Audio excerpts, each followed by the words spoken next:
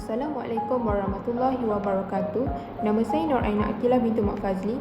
Hari ini saya akan menerangkan tentang sistem keselarasan huruf vokal. Apa itu sistem keselarasan huruf vokal?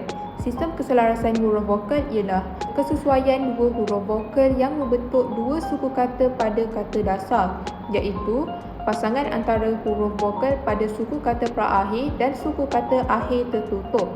Antara syarat keselarasan huruf vokal ialah keselarasan ini berdasarkan dua huruf vokal pada kata dasar.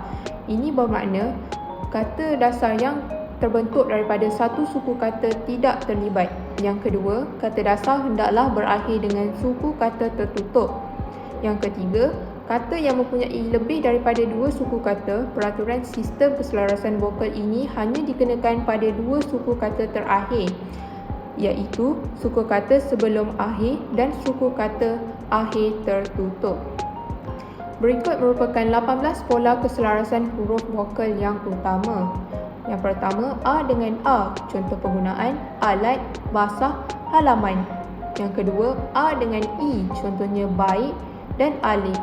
Yang ketiga, A dengan U, contohnya lauk, asuh, datuk.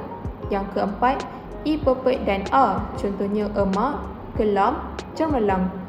Yang kelima, I pepet dan I, contohnya betik, selit, sembelih. Yang keenam, I pepet dan U, contohnya tekun, belut, sebelum. Yang ketujuh, I taling dan A, contohnya elak, dewan, belerang. Yang kelapan, I taling dan I taling, contohnya selekeh, leceh, gelek. Yang kesembilan, I taling dan O, contohnya esok, elok, belok. Yang ke-10, I dan A, contohnya tiang, ikan, insang. Yang ke-11, I dan I, contohnya pilih, sisih, belimbing. Yang ke-12, I dan U, contohnya cium, riuh, periuk.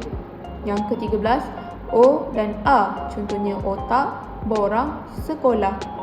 Yang ke-14, O dan I taling, contohnya oleh, boleh, celoteh. Yang ke-15, O dan O, contohnya obor, borong, kelompok. Yang ke-16, U dan A, contohnya unta, ubat, ketupat.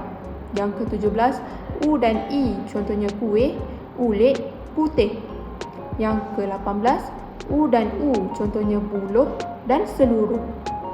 Daripada 18 pola tersebut, terdapat 8 pola yang merupakan pola yang berubah daripada ejaan lama.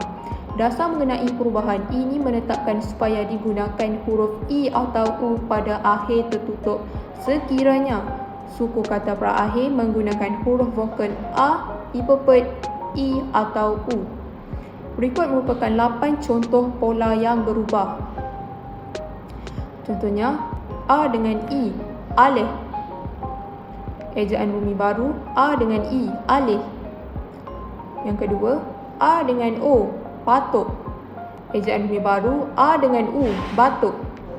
Yang ketiga, I pepet dan I taling. Contohnya, lebih. Ejaan bumi baru, I pepet dan I, contohnya lebih. Yang keempat, I pepet dan O, contohnya tempuh. Ejaan bumi baru, I pepet dan U, tempuh. Yang kelima, I dan I taling, contohnya pilih. Ejaan bumi baru, I dan I, pilih. Yang keenam, I dan O, tidur. Ejaan bumi baru, I dan U, tidur. Yang ketujuh, U dan I taling, usik. U dan I, usik. Yang ke-8, U dan O, untung. Ejaan bumi baru, U dan U, untung. Berikut merupakan keselarasan vokal yang tidak berubah. Bagi pola yang tidak berubah daripada sistem ejaan lama, dasar keselarasan vokal menetapkan agar vokal I taling atau O digunakan dalam suku kata tertutup terakhir jika vokal I taling atau O juga digunakan dalam suku kata sebelumnya. Contohnya, I taling dan I taling.